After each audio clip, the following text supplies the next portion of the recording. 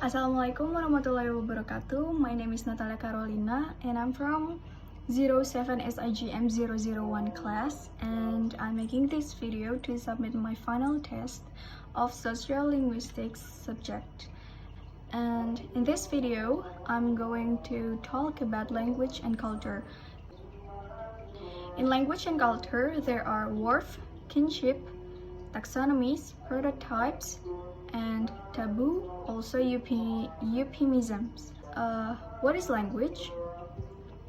Language is an expression of who we are as individuals, communities, and nations. Culture refers to dynamic social systems and shared patterns of behavior, beliefs, knowledge, attitudes, and values.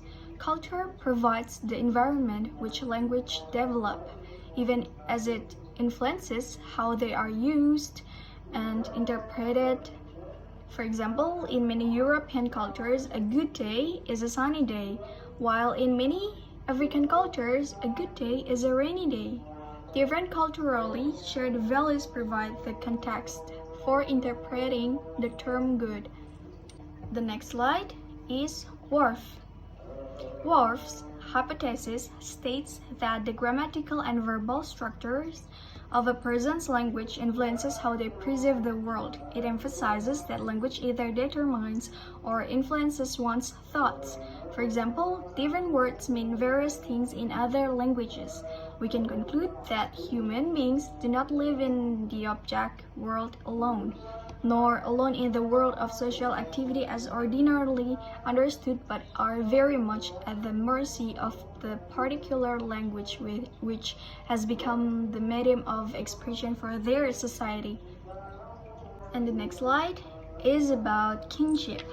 Kinship systems are universal vectors of language because kinship is so important in social organization. Some systems are much richer than others, but all make use of such factors as gender, age, generation, blood, and marriage in their organization. One of the attraction that kinship system have for investigators is that these factors are fairly readily ascertainable.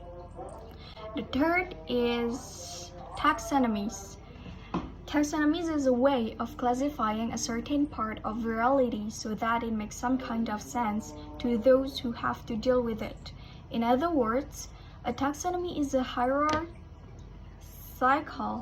structure of units in terms of class inclusion, such that superordinate units in the hierarchy include or subsum all items in subordinate units. Taxonomies are typically represented as having three structures.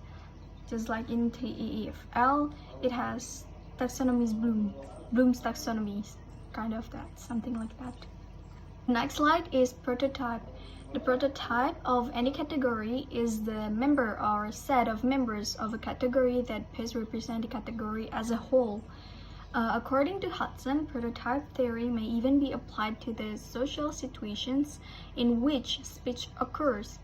He suggests that when we hear a new linguistics item, we associate with it who typically seem to use it and what apparently is that typical occasion of its use.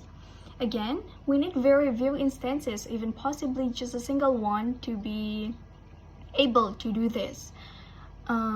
Of course, if the particular instance is a typical and we fail to recognize this fact, we could be in for some discomfort at a later time when we treat it as typical. Prototype theory then offers us a possible way of looking not only at how concept may be formed, for example, at the cognitive dimensions of linguistic behavior, but also at how we achieve our social competence in the use of language. And the last one is taboo and euphemism. It's similar but not same. It's similar but different, something like that. What is taboo? Taboo is the prohibition or avoidance in any society of behavior believed to be harmful to its members and that it will cause them anxiety, embarrassment, or shame. It is an extremely strong politeness constraint. Taboo subjects can vary widely, like sex, death, excretion, bodily functions, religious matters, and politics.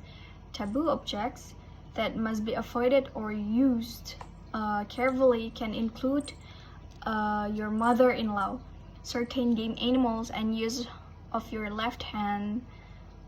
Yeah, like the origin of sinister. While euphemism is a proper language style that people pursue in social communication in order to reach an ideal communication effect. Euphemism can avoid and soften taboos and some sensitive or awkward topics.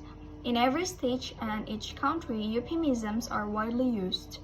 Euphemism words and expression allow us to talk about unpleasant things and disguise or neutralize and the unpleasantness. For example, the subjects of sickness, death, and dying, unemployment, and even criminality.